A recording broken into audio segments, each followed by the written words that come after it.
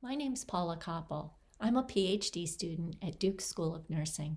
To begin this presentation, I'd like you to consider what these four images all have in common. What did you think? Well, there's no right answer. I'm guessing you might have said connection, warmth, caring, bonding, community, being in sync, or maybe even love. How did these images make you feel? Happy, content, warm? Or maybe because of COVID, there was a hint of sadness from missing some of these experiences over the past year. The social psychologist Barbara Fredrickson would describe what we saw in these images as positivity resonance.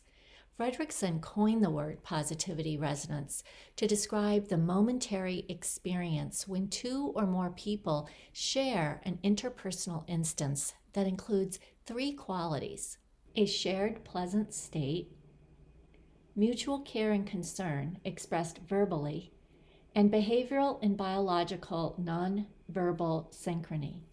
Behavioral synchrony is coordinated facial and bodily movements and gestures, and biological synchrony is when individuals' biological processes get in sync. Think heart rate or rises in oxytocin. In more everyday language, this is the embodied experience we call rapport. Fredrickson is gathering evidence that these momentary connections of positivity resonance with others can happen throughout our day, accumulate to create positive physiological and psychological outcomes that promote well-being, can be intentionally developed, meaning we can seek them out or create these opportunities. Finally, she has found these connections do not just occur between romantic partners or good friends, but also between coworkers, the person who serves your coffee at the cafe, and even between strangers.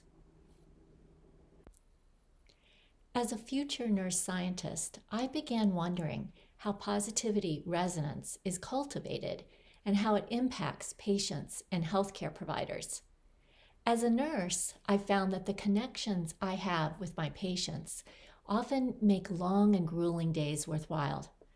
While sometimes patients explicitly tell me this connection is important to them too, more often I see subtle signs in my patients, like a deep sigh of relief, a fist that's no longer clenched, or a slowing of my patient's heart rate on the cardiac monitor.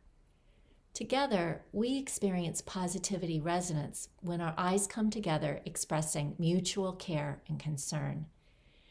This connection is healing.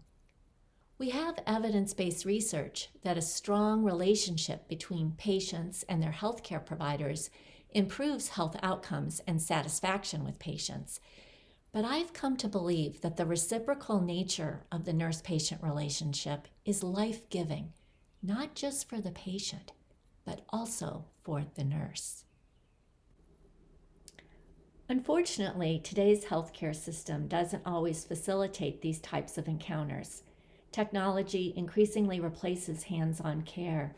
Computer screens sit between providers and patients. Time documenting care and pressure to see more patients daily results in less time to connect. This disconnection not only impacts patient care, but also robs healthcare providers of meaning and purpose. This contributes to healthcare burnout. Burnout was a significant occupational hazard in healthcare before the pandemic and is now a crisis. Nurses and physicians experience burnout at almost twice the rate of other workers in the U.S., and this burnout is associated with higher levels of depression, anxiety, alcohol dependency, and suicidal ideation. Most research has and should focus on individual and system-level interventions to manage the stress, but more innovative approaches need to be evaluated. I wondered, could positivity resonance offer a fresh perspective? Since positivity resonance has not been measured in healthcare encounters, my current research is focused on testing the feasibility of measuring it during nurse-patient interactions.